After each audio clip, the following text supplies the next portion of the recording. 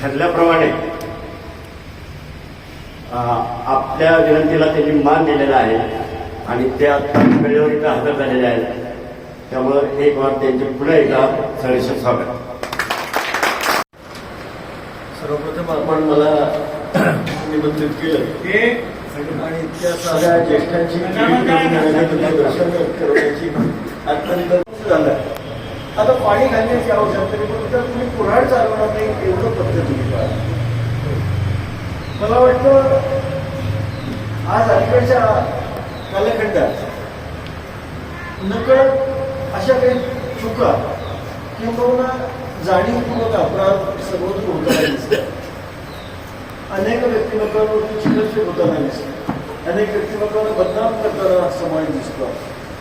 आणि मग माझ्यासारख्या रयतेच्या प्रांगणात वाढलेला एक विद्यार्थी मातीशी डाळ असणारा आपण म्हणतो, कर्मवीरांचा वारसा सांगणारा आपण म्हणतो.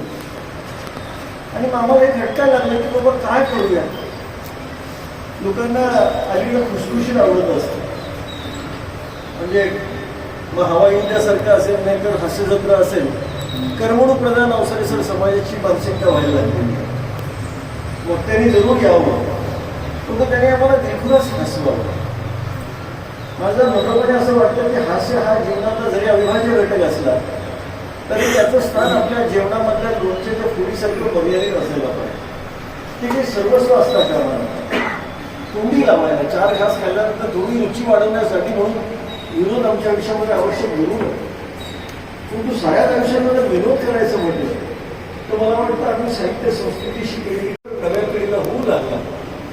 त्यांची ओळख जाणीव करून द्यावी म्हणून एक लेखमाला मी सुरू केली होती अलीकडच्या काळात. विषय असा होता की ज्या महापुरुषांनी समाजाच्या सर्वांगीण उन्नतीसाठी भरीव योगदान दिलं त्यांच्या जीवन कार्याची ओळख आपण सप्रमाण नव्या पिढीला करून द्या. विशेषतः त्या कालखंडात जे 5 महापुरुष मी निवडले असे शिकवतात. सुदैवाने त्या बाबतीत आपली भारतीय परंपरा खूप समृद्ध आहे.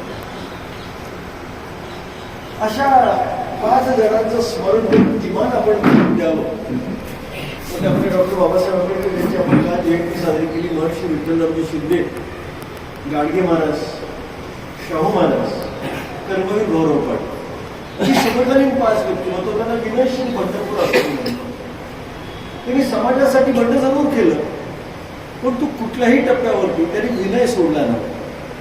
आपल्याला जे साध्य करायचं, जो समाज जागृत करायचा, जो समाज शाळा करायचा, त्यांच्या जे गणी उतरवायचं ते करत असताना विद्रोह जरूर करायचा, परंतु हातामध्ये शस्त्र घ्यायचं, कुणाला अपशब्द वापरायचं आणि काळाच्या ओघांमध्ये समाजाला कोचणी पडायला लागतं, त्यांना ते अवघड लागतं. अशाच उत्तुंग व्यक्तिमत्वापैकी एक त्यांच्याविषयी आपण आज बोलणार आहोत ते म्हणजे लोकराजा राजर्षी छत्रपती शाहू महाराज.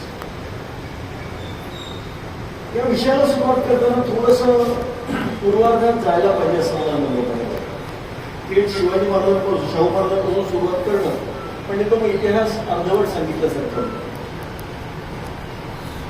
भारतवर्षामध्ये तत्कालीन मुघल साम्राज्याची सत्ता किंवा भारतावरती होती असं होतं तर जगभरातील अनेक प्रदेशांमध्ये मुघलांची अनिर्बंध सत्ता होती. किंबहुना त्यांची सत्ता म्हणून जगातलं सगळ्यात मोठं सत्ता केंद्र मुघल सत्तेवर पाहिलं होता.